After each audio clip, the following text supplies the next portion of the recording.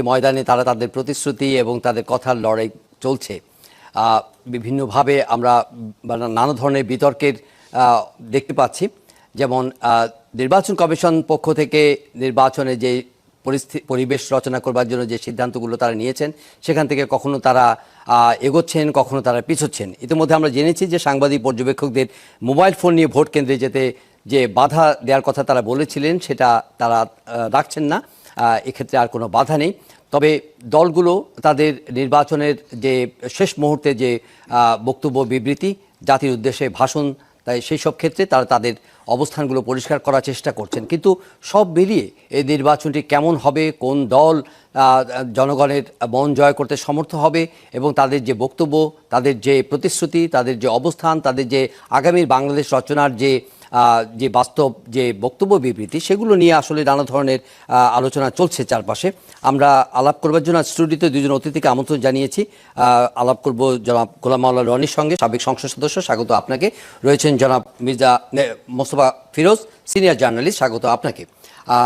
যদি সুযোগ থাকে আমরা সেক্রেটারি জেনারেল বাংলাদেশ জামায়াতে ইসলামী মিয়া গোলাম পারওয়ার, তাকে যুক্ত করব এই আলোচনায়। তিনি হয়তো আমাদের সঙ্গে যুক্ত হবেন যদি সুযোগ থাকে। আমরা আলোচনায় যেতে চাই। আজকে সন্ধ্যায় জাতির উদ্দেশ্যে ভাষণ দিয়েছেন বাংলাদেশ জাতীয়তাবাদী দলের চেয়ারম্যান জনাব তারেক রহমান এবং জামায়াতে ইসলামীর আমির জনাব ডক্টর শফিকুর রহমান। জনাব গোলাম মাওলা রনি, আপনি তাদের বক্তব্য শুনেছেন হয়তো, অথবা শোনেননি, কিন্তু এর মধ্যে তাদের মাঠের যে বক্তব্য, বিবৃতি, যাদের জনগণের সঙ্গে তাদের যে ইন্টারাকশন, সেগুলো আপনি জেনেছেন। নানা ধরনের বিষয় আসছে, নির্বাচনের খুব কাছাকাছি আমরা এই সময়ে। তারা প্রতিশ্রুতি দিচ্ছেন আগামীর সুন্দর একটা বাংলাদেশ রচনার ক্ষেত্রে, কিন্তু কিছু কিছু বিষয় আছে এখনও তাদের মধ্যে এক ধরনের দোষারোপ কিংবা পুরনো রাজনৈতিক যে বিতর্ক, সেগুলো কিন্তু এখনও রয়ে গেছে। ৭১ আছে, চাঁদাবাজি, দখল, তারপরে তাদের ধর্ম নিয়ে যে রাজনীতি, সেই বিষয়গুলো নিয়ে দুই পক্ষের মধ্যে কিন্তু একটা লড়াই কিন্তু এখন একটা চরম পর্যায়ে। কারণ ভোটের মাঠ, স্বাভাবিকভাবেই এটা নিয়ে অস্বাভাবিক কোনো চিত্র নেই। সব মিলিয়ে আপনি এই পর্যন্ত কি দেখছেন? মানে সামনের যে ভোটের দিন আসছে, সেই সময়টাকে কেন্দ্র করে আপনার চোখে কি গুরুত্বপূর্ণ বিষয়গুলো চোখে ভাসছে? প্রথমত আমি জনাব তারেক রহমান সাহেব আসার পর থেকে তার সকল বক্তব্যগুলো শুনেছি বা শুনি। এই কারণ হলো যে বিএনপির 35% যারা সাপোর্টার, তারা তো মনে করেন বা স্বপ্ন দেখেন যে তিনি হবেন প্রধানমন্ত্রী। তারপর রাষ্ট্রের যে সকল কর্তা ব্যক্তি রয়েছে তাকে আজ পর্যন্ত যে প্রোটোকল দেওয়া হচ্ছে, ওভাবেই তাকে দেওয়া হচ্ছে। তার ছেলে মেয়ে, তার স্ত্রী, পুরো রাষ্ট্র তাদের দায়িত্ব নিয়েছে এবং সম্মান প্রদর্শন করছে। কাজেই একজন নাগরিক হিসেবে ভবিষ্যৎ প্রধানমন্ত্রীর বক্তব্য শুনতেই হবে। অন্যদিকে আমিরে জামাত, যেখানে আমেরিকা বলছে, অন্যান্য কৌশলগত রাষ্ট্রগুলো বলছে যে এবার জামাতের ক্ষমতা আসার বিপুল সম্ভাবনা রয়েছে। জামাতের যারা নেতৃবৃন্দ, তাদের বডি ল্যাঙ্গুয়েজ, কথাবার্তা, সব কিছুর মধ্যে একটা ক্ষমতা ভাব, একটা আমির ভাব এবং একটা খলিফা ভাব। তো এরকম একটা ভাব সব চলে আসছে, যেগুলো দেখতে আমার ভীষণ ভালো লাগছে। এই কারণ হলো যে দুর্ভাগ্য হোক, সৌভাগ্য হোক, আমিরে জামাত কিংবা জনাব তারেক রহমান সাহেব দুজনের সঙ্গে আমার ব্যক্তিগত সম্পর্ক বিভিন্ন সময় ভালো ছিল, এখনও হয়তো আছে।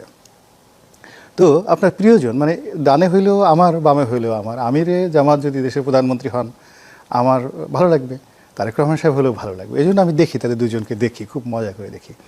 কিন্তু অবাক করার ব্যাপার হলো যে আমি দুজনের কারোর মধ্যে কোনো স্বস্তির লক্ষণ দেখি না। আমরা তাদেরকে প্রধানমন্ত্রী বানিয়ে লাফাচ্ছি, কিন্তু তাদের দুজনের মধ্যে কোনো শান্তি দেখতে পাচ্ছি না।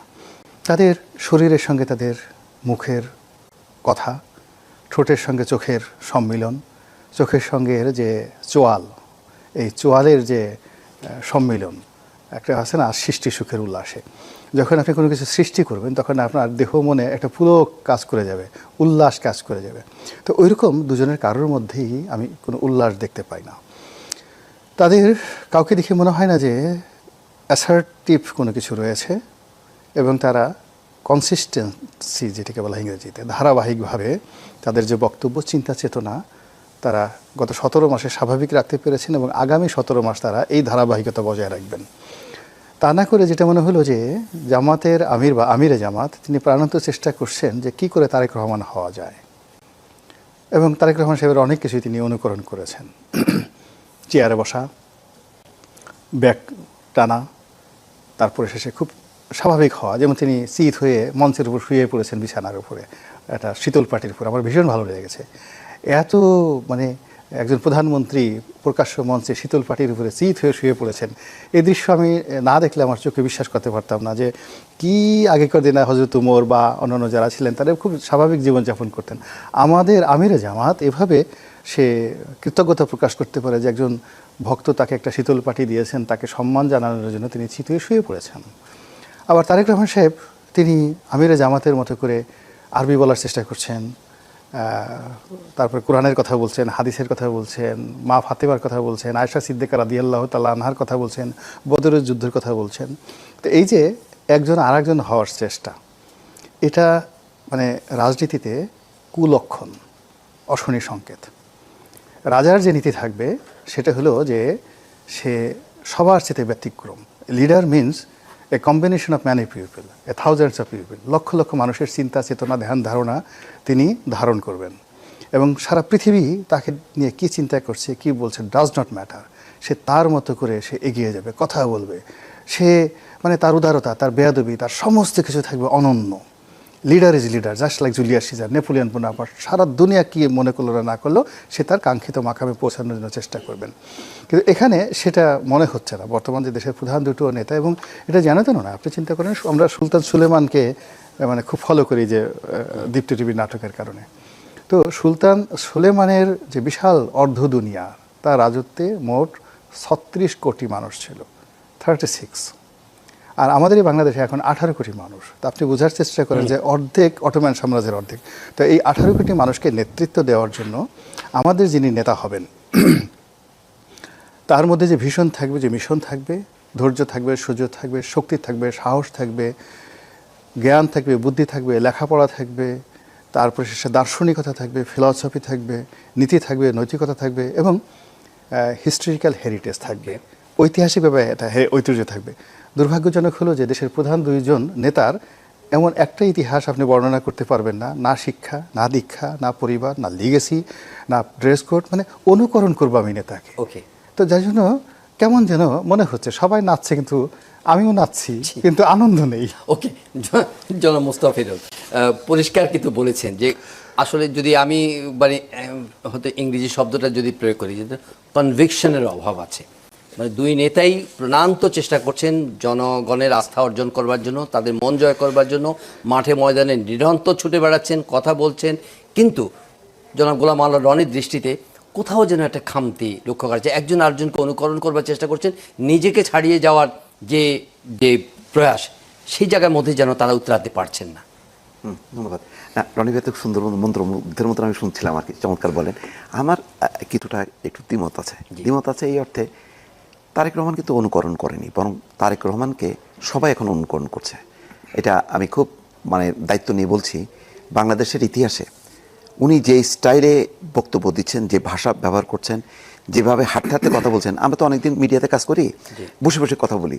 আমি নিজে আগে এক সময় যখন রিপোর্টার ছিলাম তখন একটু হেঁটে পিডিসি দিতে যে বারবার ধাক্কা খাইতাম, আমি পারতাম না, একবারে পারতাম না, একবার দুইবার টেক নিতে হতো। কিন্তু ওনার এই যে মঞ্চের এই মাথা থেকে ওই মাথার সামনে হাজার হাজার জনতা, আর পাবলিক যদি ভিড় করতো আমাদের তো গলা এমনিতেই আটকায় যেত। এইরকমভাবে মনে হচ্ছে যেন উনি গত 20-25 বছর ধরে এইভাবেই তিনি বক্তৃতা দেন। হ্যাঁ, যে পারফর্মটা করছেন বাংলাদেশের ইতিহাসে এরকম কেউ নেই। বাংলাদেশের ইতিহাসে নেই যে প্রধান দল প্রতিপক্ষের দোষ ত্রুটি নাম সহ দল সহ উল্লেখ করে বলে না। উনি এই ট্রেনটা চালু করছে, উনি ট্রেনটা চালু করছে বলে ওনাকে সবাই অনুসরণ করছে। এখন কেউ আর মানে নামটা উচ্চারণ করছে না। তারপরেও কিন্তু ওই যে রাক্তর ফ্যামিলি কার্ড বলছেন, রাজার ছেলে রাজা হবে, এইটা হবে না। উনি দেখেন এই নির্বাচনী মাঠে আমরা কিন্তু সবাই চিন্তা করছিলাম বেগম খালেদা জিয়ার মৃত্যুর এই মাত্র কয়েকদিন পরে নির্বাচনী প্রচারণা হবে, এটাই হয়তো ওনার প্রধান একটা অবলম্বন হবে তার মা। কারণ বেগম খালেদা জিয়াকে বাংলাদেশের কোটি কোটি মানুষ শ্রদ্ধা করে, সম্মান করে, এটা বলার অপেক্ষা রাখে না। যে পরিমাণ ঢল আমরা দেখলাম কোনো জনসভায়, দেখছেন উনি বলছে তার মায়ের কথা, যে আমার মায়ের আমি আসার পর তিনি মারা গেলেন, তিনি আপনাদের জন্য কাজ করেছেন, তিনি এই করেছেন ওই করেছেন, আমি মায়ের অসমাপ্ত কাজটা আমি সম্পন্ন করতে চাই। বাবার কথা বলেননি, বাবার কথাও বলেননি। উনি উনার স্টাইলে যেভাবে এগোচ্ছেন, পাশ্চাত্যে আমরা কিছু কিছু ক্ষেত্রে এটা পশ্চিমা রাষ্ট্রনেতা নির্বাচনী প্রচার অভিযানে দেখি, সেইটা ইন্ট্রোডিউস করা এবং কত বড় ঝুঁকি, যেখানে বাংলাদেশের মানুষ অভ্যস্ত না, তার দল অভ্যস্ত না, সেখানে তিনি সেই ট্রেনটা চালু করে সফল হয়েছে। এবং আজকে শেষ প্রান্তে এসে এখন পর্যন্ত শফিকুর রহমানও তারেক রহমানের নামটা শুধু উল্লেখ করেনি, কিন্তু আকার ইঙ্গিত দিয়ে বলছেন, দলের নাম উল্লেখ করেননি, এবং তারেক রহমান তো বলেনি। তিনি যতটুকু বলছেন সেটা হচ্ছে সেটাকে বলার জন্য, কারণ আপনি দুর্নীতিবাজ চাঁদাবাজ বলতেছেন, 15টা বছর আপনি তার সঙ্গে থাকলেন, তার সুবিধাটা নিলেন, আপনি তো তার আন্ডারে ছিলেন, আপনি তো তার সমান পর্যায়ে ছিলেন না, আপনি তো আওয়ামী লীগ লেভেলে ছিলেন না, আপনি ভেতরে থেকে ঘরের শত্রু বিভীষণের মতন আপনি কাজ করতেছেন, মানে তাদেরকে হিউমিলেট করতেছেন, এইভাবে তাদেরকে পচাচ্ছেন, তার উত্তর কি দেবেন না? উত্তর দেওয়ার জন্য দিচ্ছেন। ওইটা না দিয়ে যদি তিনি বলতেন যে উন্নয়নের কথা, বারবার তিনি কিন্তু বলছেন যে আমি কারো বদনাম করতে চাই না, বদনাম করে কি লাভ হবে বলেন, বরং আমরা কি করবো আসেন এটা নিয়ে ডিবেট করি। সেই ডিবেটের মধ্যে জোর করে টানার চেষ্টা করছেন, কিন্তু তারপরে দেখা যাচ্ছে যে একজন নেতা, শফিকুর রহমান বলি, জামাতি বলি, উনি সোশ্যাল সিকিউরিটি কার্ডের কথা বললেন, নিজের নির্বাচন ইশতেহার যখন বললেন, কিন্তু সেটা ভুলে যে তার একদিন পরে তিনি বললেন যে কিসের ফ্যামিলি কার্ড, ভালোবাসার কার্ড চাই।